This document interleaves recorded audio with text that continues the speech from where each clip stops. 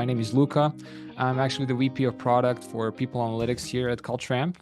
Employee lifetime value would be a total value that the employee brings to a company over the tenure that they are with the organization. So from a moment they are a job candidate until the moment they leave, we create essentially all of these touch points along that journey and define their experiences with the company that can essentially impact how much value an employee would bring to the company over time. So I'll try to illustrate what I actually mean by this and what this actually looks like. So I'm drawing a graph where on my y-axis, I'm going to represent something that we can call output. Think about the output as, let's say, your key business metric that you're tracking. It can be revenue, it can be profit, it can be market value, it can be something that you are that your business is really obsessing about right now, that you can translate into the value per employee. So revenue per employee, profit per employee, et cetera, et cetera. And the x-axis is actually going to be the representation of time. And this is essentially a little graph that's showing you the business output over time. Okay. Now, let's draw a different line. And this line is going to be a line on the graph. And I'm going to start here. And I'm going to move up. And then I'm going to curve and come here down to 0. So I started with something that was a negative output, right?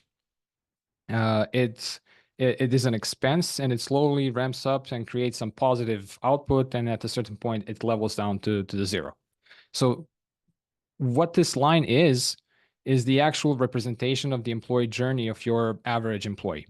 They start the journey as your candidates, as the candidates for the job, where they're still not producing any sort of value for your business, and that's this part here.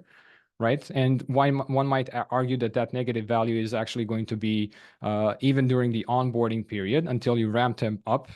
And then at some point they're becoming productive and then they're going through a number of different cycles. So, you might have, this onboarding period that is leading into performance development period, into engagement processes, into development cycles, total rewards packages, just the general cultural experience that they have with the company, until the point they become essentially, fully vested with the company and decide to think about what are the different paths that they can take, and they take a decision to leave, from which point you would have some turnover that would sum up with some 0 output.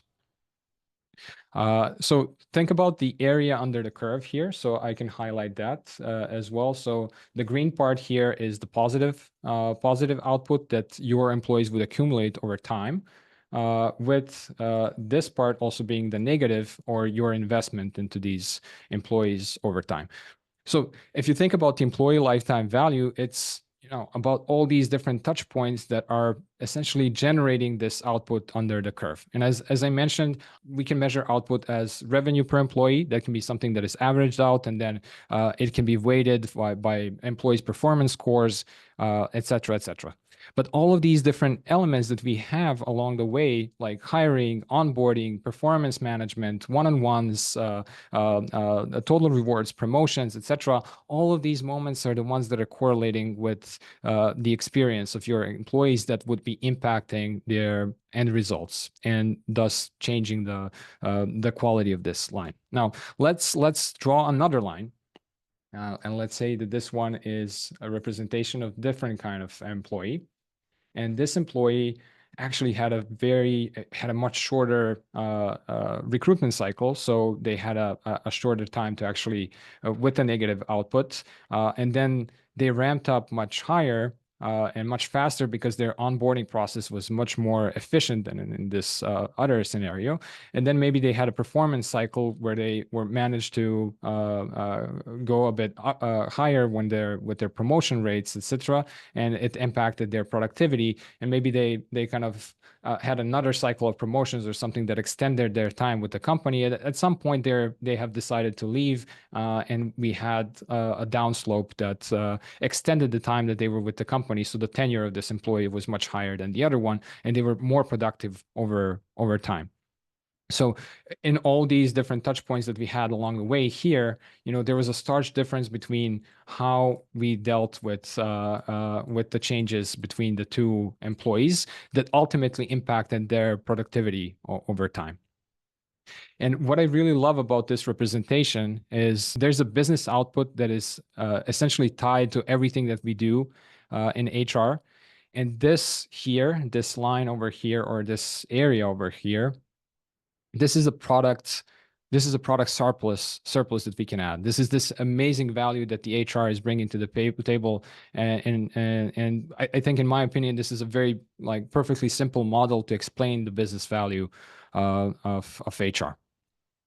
So the differences between the experiences, the touch points with all these different employees would ultimately have the impact on the output that the employee could produce over time. Let's use some magic to turn this drawing into actually a pretty graph here, and to try to tie this story that I was telling with my people analytics story.